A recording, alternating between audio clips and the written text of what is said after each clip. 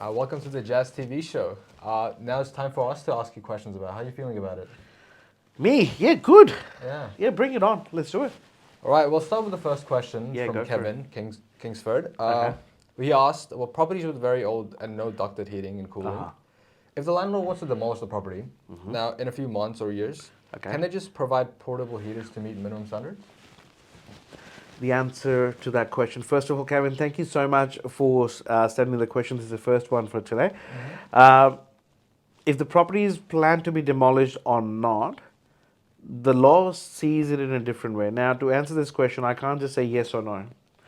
We have to go back and understand the context of law.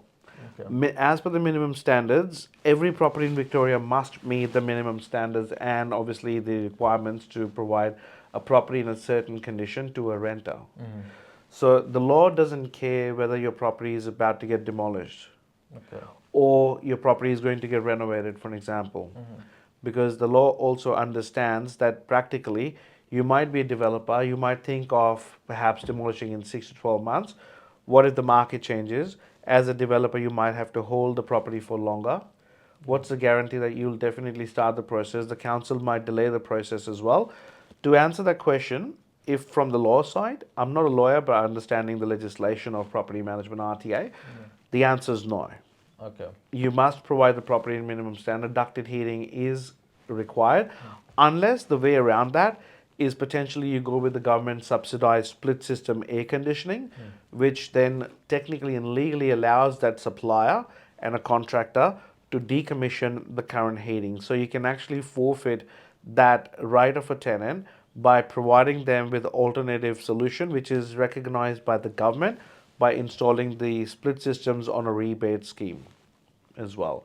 But to answer your questions, Herschel, about whether they can get away with providing portable heaters, no, not Okay. at all.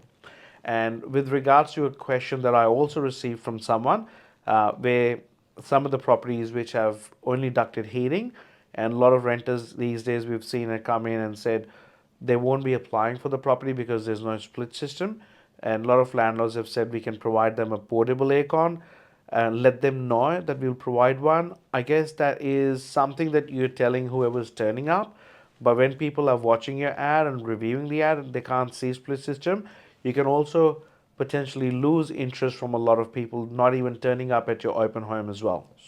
So if the government schemes are out there to provide split systems, you can potentially spend just a few $1,000s and get multiple splits done and take advantage of that scheme as well. Okay. Yeah. No, that definitely makes sense. Something new I learned as well. I hope that helped you, Kevin. And we'll move on to the next question from Shreya. What is the best strategy for rent increase? Best strategy for rent increase. There's few different options, Shreya, you can go for. The number one thing for the rent increase process is follow it every year. One mistake I see with the rental providers is that sometimes they don't review the rents every year, or they decide not to increase because the rent is ideal. You have to find your balance.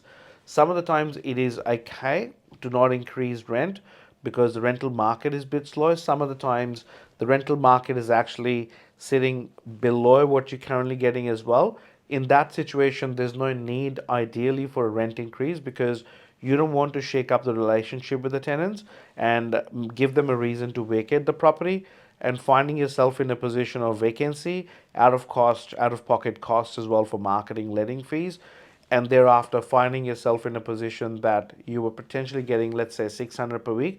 Now the current market is sitting at 560 per week or $570 per week. You might find yourself you have to slowly adjust the rent because it's going to be hard for most of the rental providers to straight away advertise the property at 570 if they were getting 600. You'll have 2 or 3 weeks of vacancy by the time you realize that the property is not getting many applications. You've lost money on your vacancy, you've lost money on the rental provider's costs, you've also lost money on the rent that you could have achieved during the time that the tenant was staying in the property as well.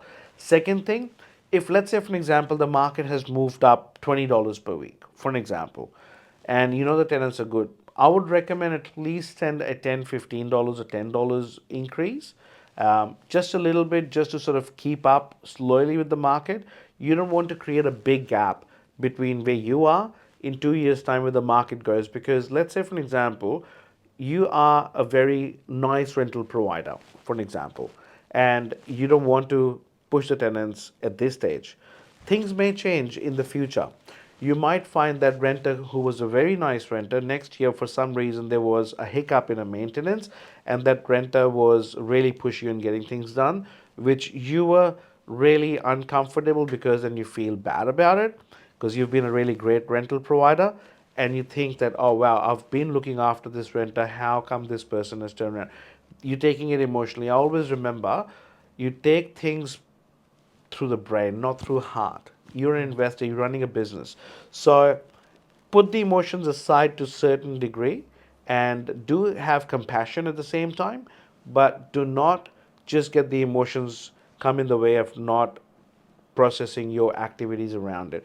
So number two, to be clear, increase a little bit, stay in line with the market to ensure that you're not left behind. You don't want to create a big gap. That's my tip, that do not increase the rent if the rental market is below what you're getting.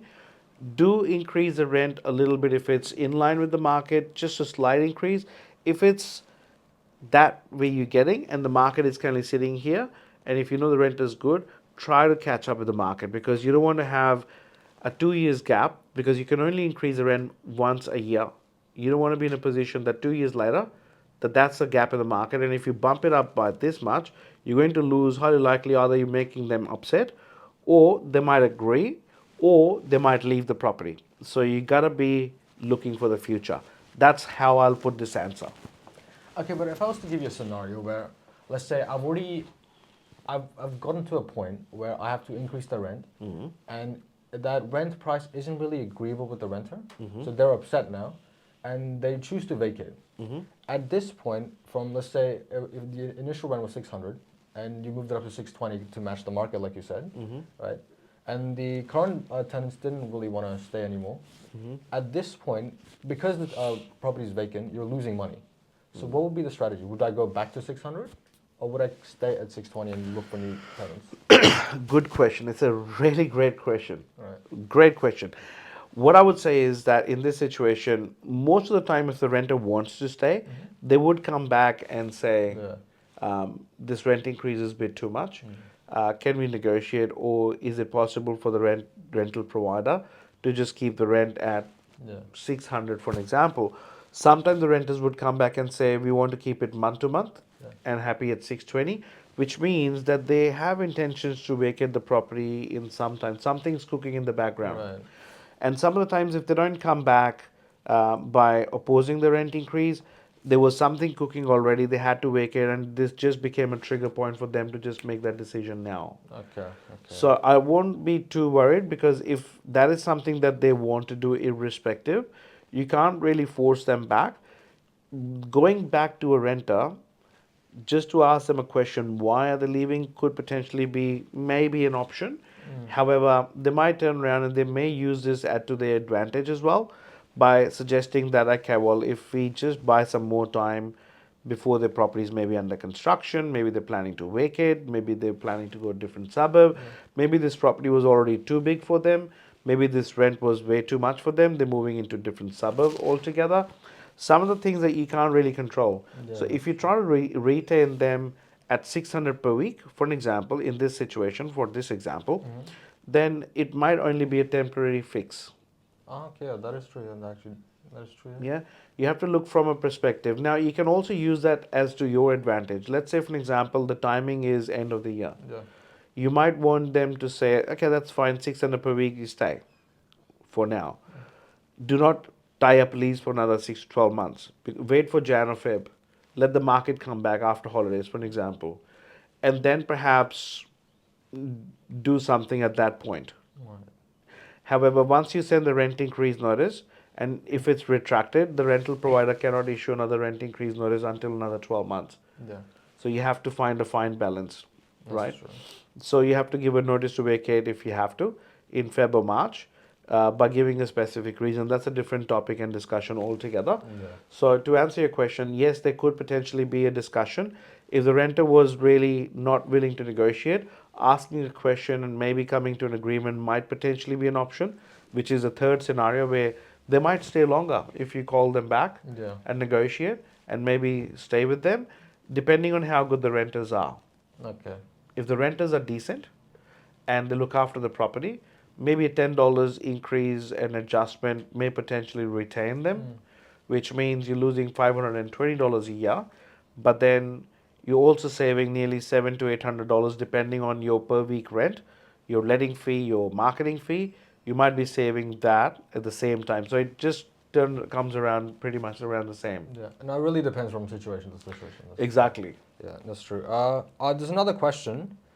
Sorry, Shreya, I hope that helped. We'll move on to the next question. This is anonymous. What is the best tip today for rental providers to direct communicate with renters?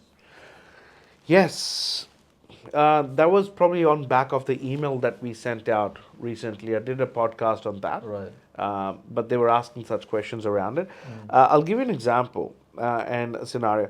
It's always best if some rental providers do go to properties and the routine inspections with their property managers. I recommend rental providers do not be compassionate, be friendly, do not try to become friends and have direct communication too much with the renters. It's a ticking time bomb sometimes. Yeah. It's like dating someone who is really, um, I would say, a poisonous person, Okay. right? It's a ticking time bomb. Yeah. It can backfire, not now, maybe later, Yeah. potentially. Because what happens is rental providers are not experienced enough to read the play sometimes and do not understand the context of a situation Yeah. as well. Some renters are very clever and smart. They will probably ask question, get a consent from a rental provider in such a way which was not meant to be given Okay. as well. I'll give you a situation where there was a property in Point Cook. Rental providers and renters were in touch with each other from last 2-3 years. Yeah. We took over this file from another real estate company who were not able to manage the renter. The renter was quite aggressive and very violent. Situation had come to a point there was a large damage to a property. The renter and rental providers met at the property because there was large damage of a natural cause, of course, nothing to do with the renters or rental provider. The ceilings collapsed in the property. The property agent was there, but they were pretty much standing on the side doing nothing. They were messengers, in my opinion, Okay. rather than being negotiators or doing their job as a property managers. So rental provider really got a kickback on their mistake. Right. Yeah. The renter asked a question to this gentleman. Let's name him Sam. Okay. That Sam, if my property is damaged, if I'm not able to completely stay here, but I'm happy to stay here, is it okay for you guys to fix this up really quickly? The indirect conversation she was trying to have with the rental provider was to waive off the rent. Yeah. And rental provider was really quick to jump in rather than saying, let me think over it, let me talk to the property managers, see what can be done. What he said, just because he didn't want to lose the tenant, sometimes rental providers get into the greed that they want to keep everything. They want to retain the tenants, they don't want to pay to the maintenance company who's reasonable. They want to find someone cheapest, for an example, and they want to hold everything. When you try to keep money too much tight, it backfires sometimes. Have abundance mindset. Sometimes let go of money brings more back, That's true. Yeah. That's actually true. Yeah. right? So in this case, obviously they try to hold on to everything. He said to the renter, stay here until we fix, and I'll definitely get this property fixed in 2 weeks time, Yeah. without knowing that the insurance will take more than 2 weeks to assess and decline the claim. And then thereafter, that renter stopped giving access to the property, Oh to my the God. trades. Okay. Took them 6 to 7 months to even let a trades in. They were out of pocket by 6 months rent. 6 months. Okay. And then thereafter, there was VCATs after VCATs, and they were losing the VCAT because they were not applying with the right case. Now, straightforward case was property uninhabitable to stay. Immediate termination. Simple as that. They kept trying for property needs renovation, and VCAT pushed back and said, well, the renter doesn't have to vacate the property. You can just fix the ceiling Yeah. while she's staying there. And which was the case. They could have, but she was obviously trying to push back. Yeah. on the access. They were not giving access to the property. And obviously, the email that the owner sent directly to the renter and the discussion that do not pay the rent until the property is fixed. So it was in her best interest not to get the property fixed. So she can stay there free of charge. Oh my God. Yeah. Just compromise and an open mind is all you need sometimes. Correct. So you It's could have crazy. just let the renter go. When Insane. the ceiling collapsed, straight away the property is uninhabitable. Get the tenants out, get the Yeah. renters out, get the property fixed in 3 4 weeks time, for an example, much faster. Advertise it again, and then pretty much go back Yeah. Yeah. on the rental market. So always best to keep the communications through property managers. Again, if your property managers are not keeping the discussion channel of communication with the renters and yourself, it's a different story. That's a different conversation to have with your property managers. We make sure that everything stays in emails and phone calls to the renters. We do not just keep verbal communications. That's We always log every information in our softwares with evidence to ensure that if things have to backfire, we are covered as a team of true. rental providers and property agents. Obviously, as you know, Herschel, that we protect our rental Yeah. providers like gold. Of course. And our job is to make sure that they win at every point. Our first inclination is towards our sellers and obviously our rental providers. 100%. Yeah. 100%. Yeah. Well, I hope whoever asked that question didn't have to go through something like this. But I hope that answer helped, Yeah. obviously. Next question is actually from me. Please. Well, I'm kind of young, you know. I'm still gonna get into the rental industry soon, and not just for me, but for any tenant out there.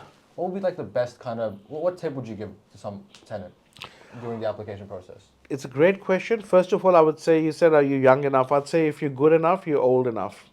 And I think you're good enough. Okay. Yeah, you're good enough for real estate, right? Yeah. So, the best thing I would say to a renter, Right. we observe each and everything when you come to the open home as well. It's not just when you apply. Right. It's not just when you apply that we'll review the paperwork and see what your pay slips like, what your income's like. For example, what do you do for work? Do you have rental history? Our screening starts at the open homes. Okay. So how you dress, how you present, um, is your car kept well? We will ask for photo ID. Is your driver's license in a good shape as well? If someone's not able to keep their own possessions in a clean condition, then obviously highly likely they might not be able to keep the properties in a clean condition as well. There's a narrative about it, and there's a perception for that. But again, there's some reality to it as well. So once how you turn up, are you bringing 15 friends with you? I'm just exaggerating, but if you have to live in the property and you're bringing 4 friends just because you're driving with the boys, right, Yeah. or the girls, and they come with you, as a property agent, for me, of course, at the same time will be a question mark. How many people are going to live? How many bachelors are going to live? There's no problem, not discriminating anyone, but we will do what's right for our rental provider. As really open and simple as that. Is the property really is that pocket really a suburb or a pocket really family oriented? We want to make sure that we sort of keep that theme of that. We don't want Yeah. to offend and create problems for neighbors. At the same time, I'm also thinking from a sales perspective. Putting a right renter into a property is number one good for our rental provider. Our property managers are stressless, and obviously there's relatively less stress, I should say. And neighbors are obviously not too unhappy because their property values may degrade because of having bad tenants in the area. So our job is not just focusing on the rental providers. We're also looking at the values of other properties nearby, Yeah. street and neighborhood appeal. That's also one thing.